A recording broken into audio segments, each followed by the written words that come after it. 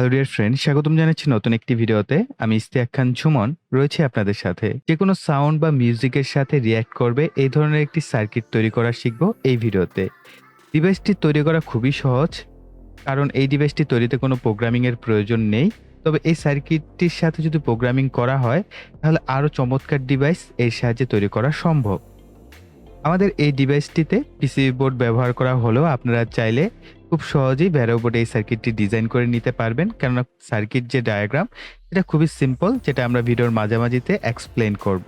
আমার কাছে এই পিসিবি বোর্ডগুলো পাঠানো হয়েছে JLCPCB.com থেকে। পিসিবি বোর্ডগুলোর কালার, কোয়ালিটি, থিকনেস এক কথায় অসাধারণ ও প্রফেশনাল মানের। আর এই ধরনের হাই কোয়ালিটি ও প্রফেশনাল মানের পিসিবি বোর্ড অর্ডার করার জন্য চলে যান JLCPCB.com এ। অত্যাধুনিক ও উন্নত মানের বিভিন্ন ধরনের স্বয়ংক্রিয় মেশিনের সাহায্যে পিসিবি বোর্ডগুলো তৈরি করা হয়। এসএমটি সার্ভিসের মাধ্যমে JLCPCB থেকে এসএমডি কম্পোনেন্ট পারচেস করে পিসিবি বোর্ডে প্লেস করে অর্ডার করতে পারবেন। পিসিবি বোর্ড অর্ডার করার জন্য চলে যাবেন JLCPCB.com এ। এখানে এসে গার্বার ফাইলটি আপলোড করে নেবেন। এসএমডি সার্ভিস পেতে হলে বুম এবং পিক অ্যান্ড প্লেস ফাইলটি আপলোড করে নেবেন। দেন ঠিকঠাক মতো শিপিং অ্যাড্রেস দিয়ে ক্রেডিট কার্ড বা মাস্টার কার্ডের সহযোগিতায় অর্ডার সম্পন্ন করবেন। আমাদের এই ডিভাইসটি তৈরিতে পিসিবি বোর্ড ছাড়াও প্রয়োজন হবে মাইক্রোফোন একটি, এলইডি বাতি 5টি, ৪৪ মাইক্রোফ্যারাড 16 ভোল্টের ক্যাপাসিটর একটি, 1 মাইক্রোফ্যারাড 50 ভোল্টের ক্যাপাসিটর একটি, S9014 ট্রানজিস্টর প্রয়োজন হবে 2টি, 10 কিলো ওহম এবং 4.7 কিলো ওহম এবং 1 মেগা ওহম রেজিস্টর প্রয়োজন হবে একটি করে। তো চলুন আর দেরি না করে পিসিবি বোর্ডে পার্টসগুলো বসিয়ে নেওয়া যাক।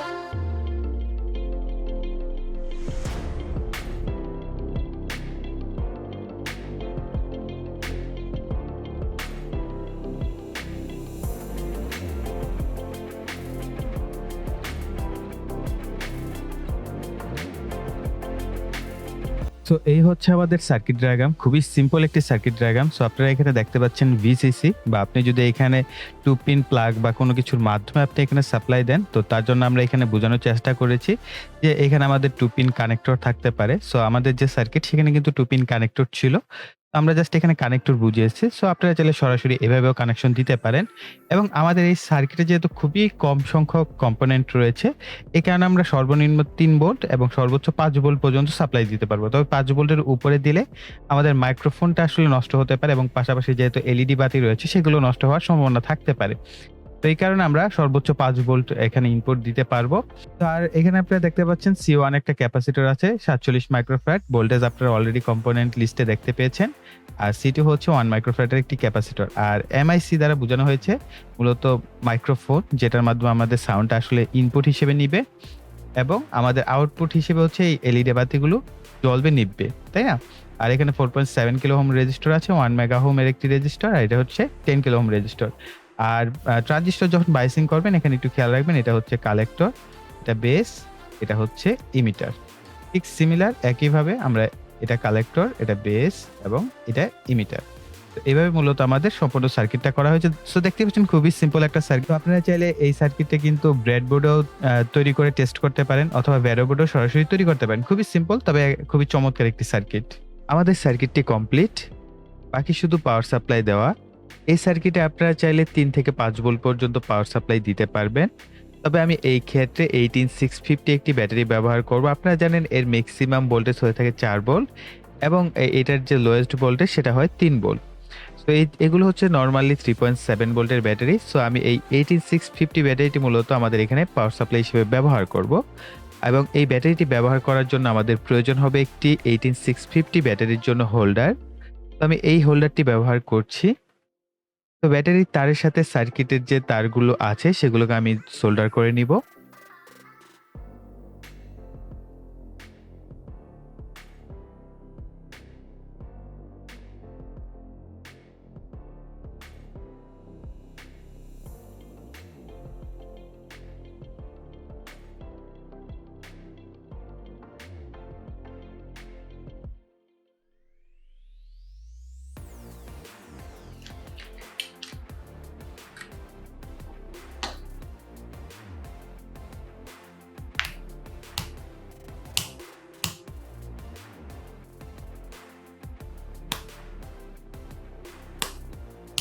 সাধারণত আমি তুড়ি বাজালে তেমন একটা শব্দ হয় না, যেটা আপনারা দেখতে পেলেন। যদি আমার তুড়ির শব্দটা ভালো হতো তাহলে হয়তো রিফ্লেকশন গুলো আরো বেশি হতো, কারণ আপনার সাউন্ড যত বেশি হবে এলইডি বাতির রিফ্লেকশন গুলো তত বেশি হবে।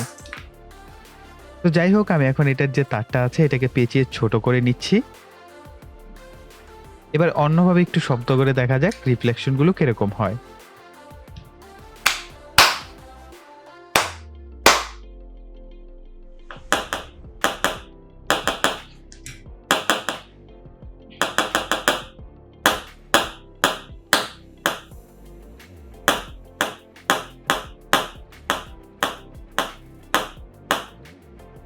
আপনারা দেখতেই পাচ্ছেন যে আমাদের এই সার্কিটটা কিন্তু বেশ রেসপন্সিভ, সামান্য সাউন্ডেও কিন্তু বেশ রেসপন্স করছে।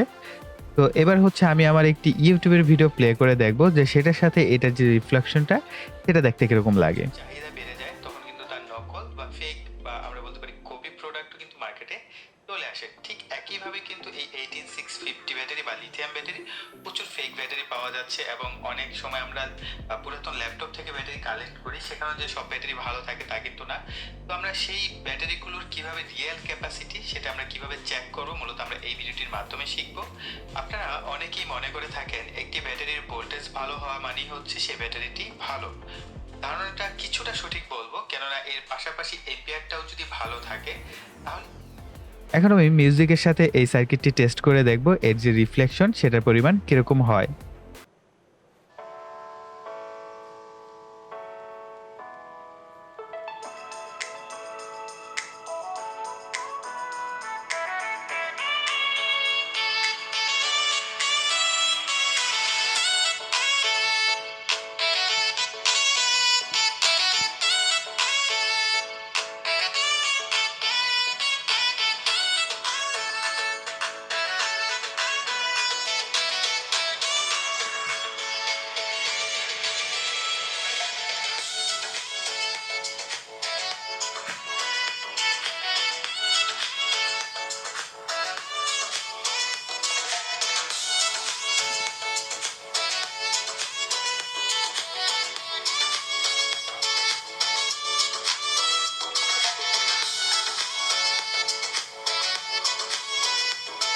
তো আপনারা দেখতেই পেলেন চমৎকারভাবে কিন্তু রিফ্লেকশন হচ্ছিল এবং দেখতে কিন্তু ভালোই লাগছিল আমার কাছে। এবং ব্লু লাইট, আমরা যদি এখানে আরজিবি যে লাইটগুলো পাওয়া যায় সেগুলো যদি ব্যবহার করতাম তাহলে হয়তো বা আরো বেটার একটা রেজাল্ট এটার কাছ থেকে আমরা পেতে পারতাম।